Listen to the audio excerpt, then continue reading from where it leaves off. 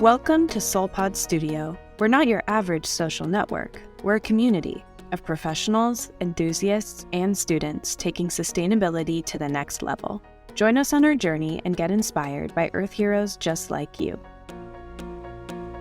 Welcome back to another episode of SoulPod Studio. I'm Amy Sabik, and today we are talking to Kathy Bonte, founder of Yellow Rose Designs and board chair at FabMo.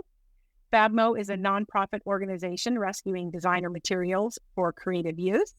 Kathy, welcome to SoulPod Studio, and thank you for joining us today. I'm really looking forward to talking with you about your philosophy about repurposing, taking some items that people would call waste and actually turning it into gorgeous jewelry, handbags, home decor, and more. You are a designer, an entrepreneur, an educator, and now you lead a nonprofit, FabMo. Thank you so much for having me, Amy. I'm very excited to be here. Great. Well, let's get going. So can you start out by explaining to us a little bit about how you became interested in repurposing and how you turned it into a career? Well, so I grew up in a family where waste was one of the 7 deadly sins. I lived with my grandparents in addition to my mom, and they lived through the Depression, the wars, and they always made do with what they had. And we didn't waste food. We didn't waste anything. You made things last. And I think that kind of stuck with me growing up. I was also an only child, so I also was very into like drawing and creating and crafting because I had no siblings to beat on. So that also, kind of inspired me. Like I said, I've always been interested in making things. And then later on, when I discovered FabMo, I was so inspired by the materials they had that I went back to, I had done jewelry making before, but I went back to jewelry making a little bit using all their reclaimed materials. And I also started making purses and some other things. To me, it's just a fantastic creative challenge because I think there are a lot of talented designers out there that can go out and buy a cowhide or some beautiful gemstones and some precious metals and make beautiful things. But to me, the creative challenge is taking things that might normally be discarded that other people don't see the potential in and turning them into beautiful objects that get a second life. I love that. I love the second life bit. Now, in 2016, you launched Yellow Rose. On your website, you use the term eco-alchemy. Can you tell us exactly kind of what that means and give us some examples of your creativity with eco-alchemy? So to me, that means turning trash into treasure, basically. I might see, it might be a tiny snippet of leather that was from a sample book that's, only about this big, but I look at it and I say, oh, that could be some leather earrings or an embellishment for something else. It could be a bit of broken zipper that just has a nice metallic glint to it that could, become the bezel for a bead or a gemstone or something like that, or turned into a piece of jewelry. I've been known to use craft beer cans if they have an interesting design and incorporate that into some of my designs. So you've also shared your passion for creating with kids through your company, 3D Kids, the 3D Kids Academy. I know it's an after-school program that is for children's grades 2 through middle school. Is that right? Yes. We generally go up to 6th grade. I have done some middle school programs and some birthday parties for kids that are slightly older, but in general, I work with elementary schools through 6th grade. With all the handheld devices and screen time that these kids are having, I imagine your program really gives them an opportunity to do something hands-on, kind of creating more of a makerspace experience. Can you tell us a little bit about the backstory and what you're doing with 3D Kids? I started working with kids programs when I came to California. My son was little, and I was still working in the design industry, but no longer in advertising, which was where I had my start back in New York. And then I started wanting to use my creativity. Now I'm in the mom space, and I wanted to sort of do something, for the greater good and to work with kids and inspire. The 3D stand for Dream It, Design It, Do It. And what we try to impart is that, kids can visualize, they can come up with a plan, they can sketch it out, and they can make it happen. And that's something that I think that lesson can carry through to almost any career and anything they do in life, even if they don't wind up becoming a fashion designer or an interior designer or any kind of artist. Just being able to visualize, plan, sketch out, or have some sort of schematic and then making it happen. It's very empowering for kids. And the 3D also means 3D as in tangible, not screens, not virtual, not digital, but real, like hands-on tools. We use, scissors and markers and sewing machines and staple guns and things like that. There's no screen time. I wanted it to be analog. And the parents really appreciate that. And I think it's a great way for them to connect with something real. I bet the parents really do. And I'm sure it inspires these kids to maybe themselves even use some of their free time to search for more creative avenues versus going to a screen. Oh, yeah. I mean, and we have had kids come through our program that have gone on to, go to college, go to places like Parsons and FIT and things like that, and want to pursue careers in design. So that's always, and some of them have actually come back and said, Mrs. B, I'm applying to Parsons, or I'm doing this, or I got this internship. And it's just great to hear that. That's wonderful. To know that you've inspired kids in this manner is really a great feeling of accomplishment and a great feeling of just contribution, right? Giving back, which I think is fantastic, sharing your creativity. So you mentioned that you found out about FabMo through your children's programs.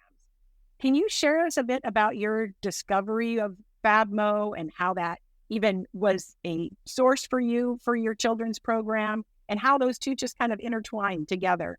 I heard about FabMo, and I thought it would be a good place to get, frankly, inexpensive materials for the kids' programs. Because like everything, it's a business, you're on a budget. And so I walked into FabMo and I found some things for the programs we were doing at the time, but I became obsessed. Seeing the materials there that were available, it inspired me to want to make things for myself as well. And I also continued to go there and get things for my kids' programs.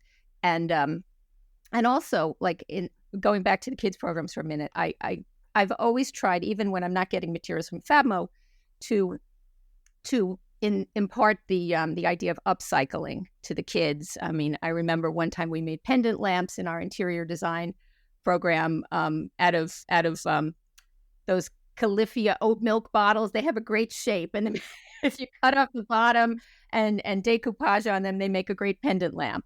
Just put a little light element in there, and so we've always done things like that. We make pencil cups out of tin cans covered in FabMo fabric, things like that. So it's all about, trying to be a good steward to the earth and upcycling whenever possible.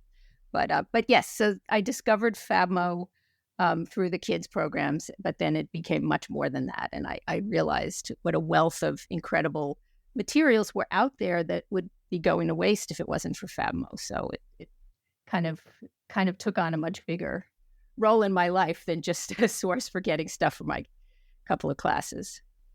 Yeah, I recently was watching a documentary, and one of the statistics that was thrown out, which was a little mind-boggling, was that 20 million kilos of textiles end up in landfills in Nairobi.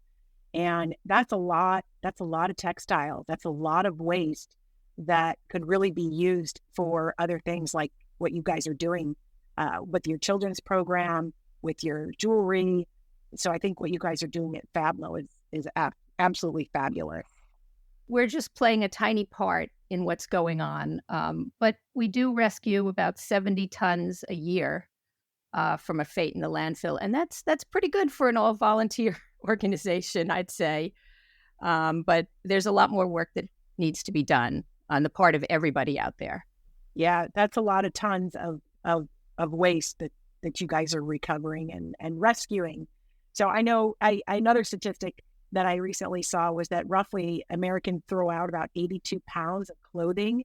If you think about how much 82 pounds of clothing is every year, and that's American, that's just one, 350 million people or whatever the population is in the United States right now. So imagine you multiply that times the entire world population.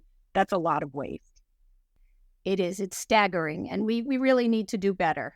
One of the things that FabMo recently did was have a workshop at the Mountain View Library trying to teach people some basic sewing skills that they can use to extend the life of a garment, say a T-shirt that has a little tear or a hem comes down on something.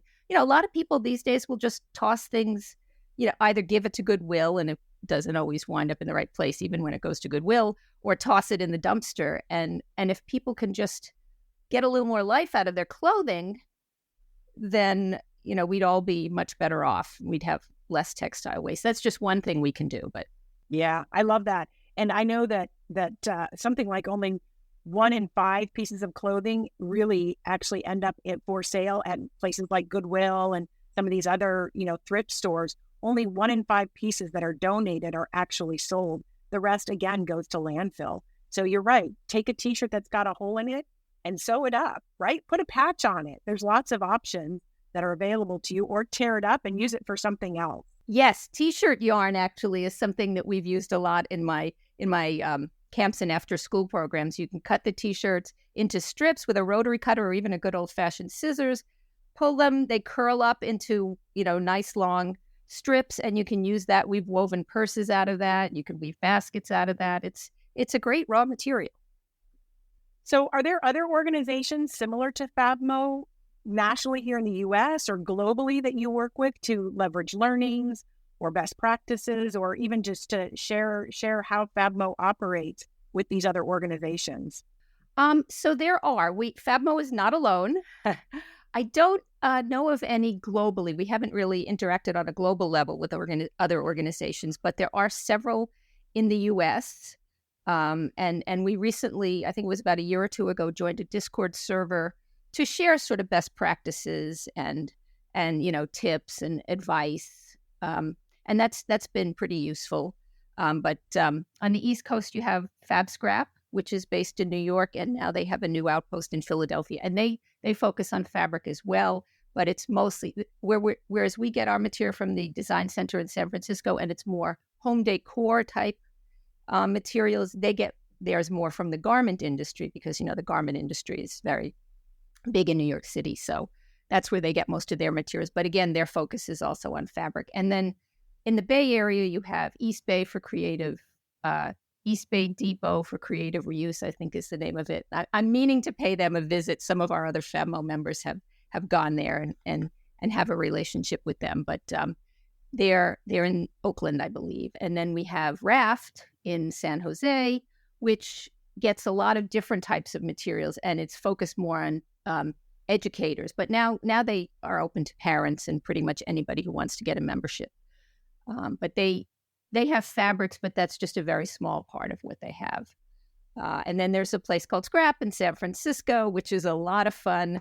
But it's kind of crazy. You never know what you'll find. It could be like a big mass of barbed wire next to, a broken leaf blower. I mean, there's all sorts of stuff. It's not focused like FabMo is in the type of materials it has, but it's also a great resource.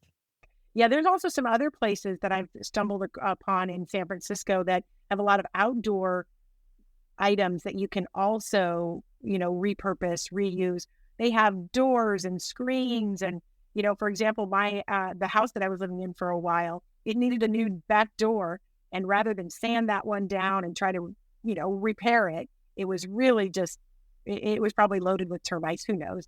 But anyway, I went up to this place up in San Francisco, and they had all these housing items, like I said, doors and screens and bases, lots of outdoor materials for landscaping. There really is a lot out there for people to go in search of, to buy, that is reused, versus going to your local store and buying it brand new. And I like to think that also getting something like you described, it has more character to it often too. Agreed. It doesn't have that shiny, like mass produced sort of feeling. Well, and I also like the history. So you may not always know what the history is, but knowing that this was somebody else's door that people walked through maybe even 50, 60, 70 years ago, there's a bit of nostalgia to that as well. So any statistics you can share on kind of the results of FabMo's efforts in terms of how much waste is saved? I know you talked about the 70 tons a year. Are there any other statistics that you can share about how many people that you guys are reaching, for example, at FabMo, and Do you have an online store, for example? Sure. So going back to the statistics for a minute, one of the things we're trying to do in the future, we just had a board meeting yesterday, is to try to get more hard and fast numbers about exactly what types of material we're rescuing and how much, maybe eventually have a little counter on our website that says, 10 tons rescued this week or diverted this week or something like that. But we're not quite there yet. But we're trying to get more information like that. But I can tell you, we do touch a lot of lives and a lot of different communities. A lot of other nonprofits depend on us for materials. We regularly get people from theater groups, from people that work with disadvantaged youth. We work with Sunnyvale Community Services Auxiliary, and some of our artisans that make things and have a surplus will donate to their sales events, which benefit the unhoused and the disadvantaged in Sunnyvale. So there's countless ways like that we are involved. One of our fellow former board members is very involved with an organization called the Grateful Garment, and they meet and use a lot of FabMo materials actually to sew garments for victims of sexual assault who have to surrender their clothing as evidence when they're at the police station. And I can't imagine anything more humiliating than having to go home in a hospital gown after all that. So Grateful Garment makes them nice looking clothing, and so they have something to wear home. So there's so many organizations that we touch. So twice a month, we are open to the public for in-person shopping, and it's usually 3 days, twice a month. Sometimes it's shorter if there's a holiday or something like that, but it's usually a Thursday, Friday, and Saturday, and anybody can come in. We have an appointment system until noon, and then after noon, anybody can drop in. And we also have an online store, which started during COVID because we needed to stay afloat when we were all shut down. And that has different materials than what you can buy at FabMo, but also great materials, and also materials that we get from the Design Center and other places. We have an eBay store as well, where we kind of sell the things that don't fit into any other category. So there's some kind of oddball things that we sometimes have on eBay, but it's still a good way to move things out. Like I said, we have the Mountain View Library, but that's once a month, hosted by one of our board members. And then we have a crochet group that meets once a month at FabMo. And most excitingly, we have an artisan showcase that, again, we used to do. This will be our 12th year. We're bringing it back this year after a COVID hiatus. And it's going to be a showcase for all the artisans who make things out of FabMo materials.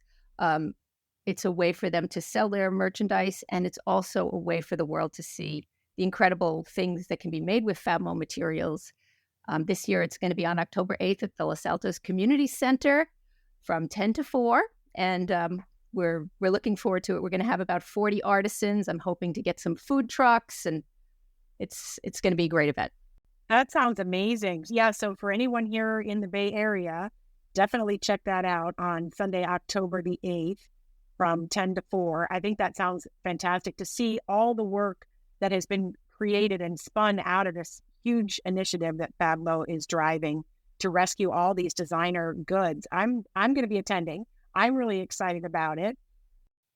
So for our listeners who are interested in launching a business or a nonprofit that focuses on kind of repurposing or upcycling, what advice would you give them? Just thinking about your beautiful yellow rose designs and the work that you're doing, how would you inspire and inform them to get them going?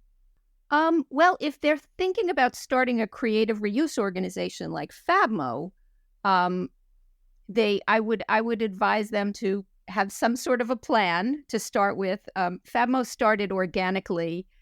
So our founders, it was about 20 years ago, Hannah and Jonathan Cranch, and Hannah's still very involved in FabMo today. They were at the Design Center in San Francisco, and I think they were getting some inspiration for a renovation they were doing. And Hannah saw bags and bags of materials being unceremoniously tossed out. And she said, she looked at it and she went, "What is that?"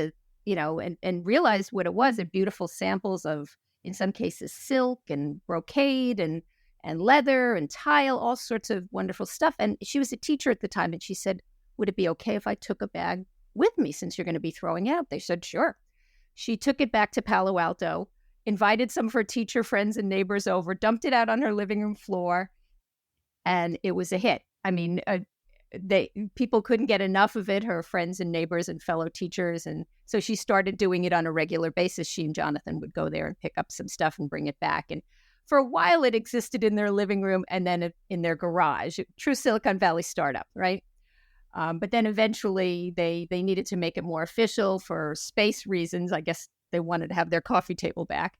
So they moved into some commercial space. And then in, I think it was 2009, they got full nonprofit status and incorporated and became FabMo Inc., as we now know them. But now we're on our, I think, third location. We're in Sunnyvale now. And, now we have a whole team of volunteers and various committees. And it's grown quite a bit since its initial days. But it, as I said, it grew organically. So if you were thinking of starting a creative reuse organization, maybe like have a bit of a roadmap before you go, because we're sort of, crafting policies and things after the fact and trying to create processes. And it's a little bit easier if you start with a map and also identify what type of materials you want to rescue, because I think it's good to have a focus, and it's good to know what you will take and what you won't take, because otherwise you will be overrun. There's so much stuff out there, and people will come to you with bags of stuff that you have very little hope of ever turning around, and you're just going to get buried. So be a little bit selective and plan and make sure you have a lot of space. Well, that's great for if you want to start a FabMo type replica. But what about on your yellow rose design as well? Just if artisans out there are interested in starting their own business and wanting to use recycled / upcycled materials, how would you inspire them to get started? Okay, well, I think I would see if there's a resource like FabMo nearby, obviously. But if there isn't, there are ways to get materials. You could go to interior design studios in your neighborhood, things like that.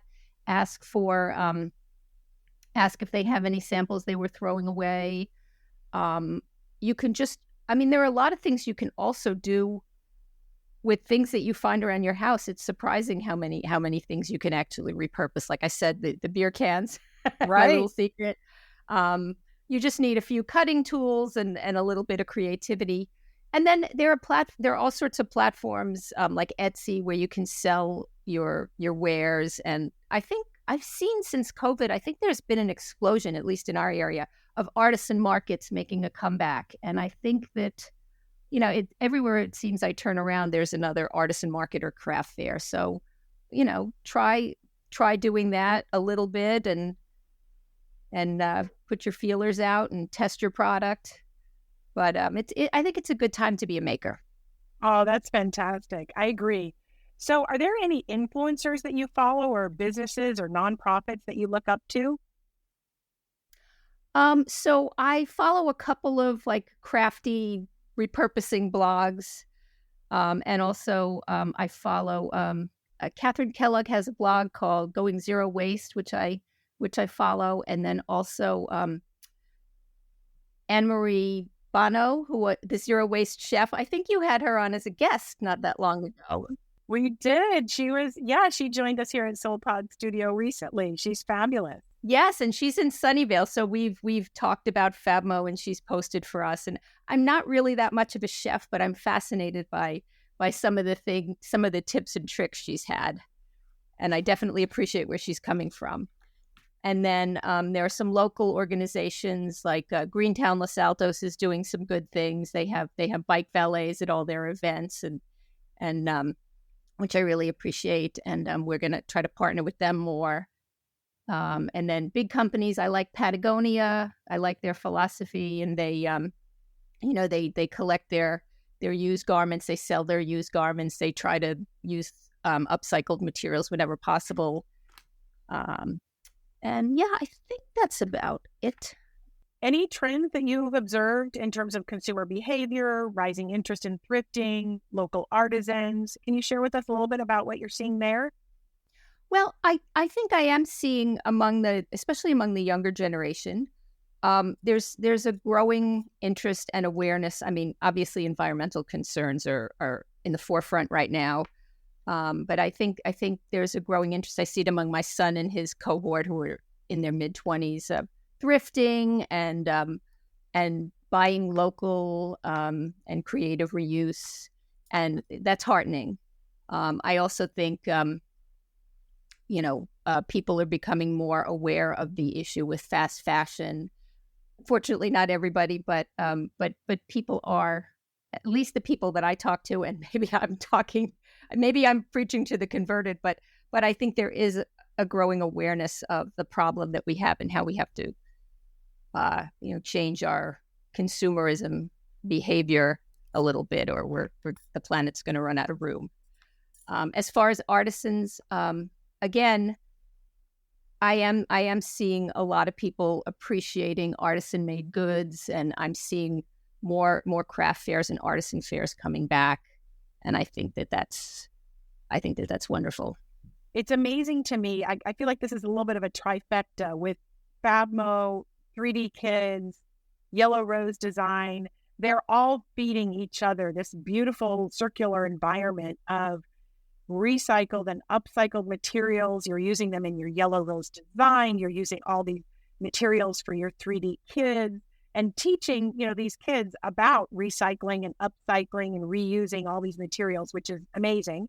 And then again, in your Yellow Rose Designs, you're reusing all these materials as well yourself, which I think is absolutely just amazing. And I love the work that you're doing. It does sort of fit together in a nice circular package, doesn't it? Yeah. And I do something I also recently read about, which, you talked about a little bit, fast fashion, this whole idea of consumerism, consumptionism, and how we've become kind of a society of, there's not just 2 seasons a year anymore in fashion. There's 52 seasons, right? It's a weekly thing. And people, instead of buying things that they're going to wear for a long time, they look at it as something that they can easily discard.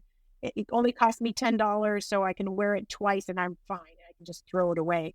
But not always realizing the effect that has on increasing the amount of stuff that's in landfills and, shipping back and forth from, places here in the United States to other areas to dump those materials. Yes, you're right, Amy. The cost per wear, if you think of a $10 t-shirt and you wear it twice, the cost per wear is $5 in your mind, but it's not. It's much more than that when you factor in those other things. And I'm heartened by the fact that I think people are starting to realize that. I certainly hope so. I agree. So one of the things that we always like to ask everyone who joins us here at Soul Pod Studio is, if you had any sustainability superpower, what would that be? Well, I would like to say sustainability with style, because I would like people to know that they don't have to lead a drab, colorless, pleasureless existence just to make sacrifices for the planet. I think you can still have beautiful things. You can still eat wonderful food. You can still have a very nice life while still making conscious choices and taking care of the planet. I love that. Reuse, reduce, recycle, upcycle with style. I think that's a little bit of a tagline. So thank you again, Kathy, for spending your time with us today. If you're from the San Francisco Bay Area, as Kathy mentioned, FabMo's having their artisan market on Sunday, October 8th. Go to fabmo.org to learn more about that. And be sure to visit Yellow Rose Design to see the fabulous artisan jewelry that Kathy has also designed and created herself from all these beautiful recycled and upcycled materials that she's seeing from design centers and other places that are, rather than going to landfills, they're going to good use. Thank you, Kathy. This was really fun. Thank you so much, Amy. SoulPod Studio is made possible by listeners like you. Join the free SoulPods platform to become a part of our virtual community of changemakers. Links to our social media, website, and platform can be found below in the show notes. If you enjoyed the show, feel free to rate and review our podcast. Thank you for listening and for your support.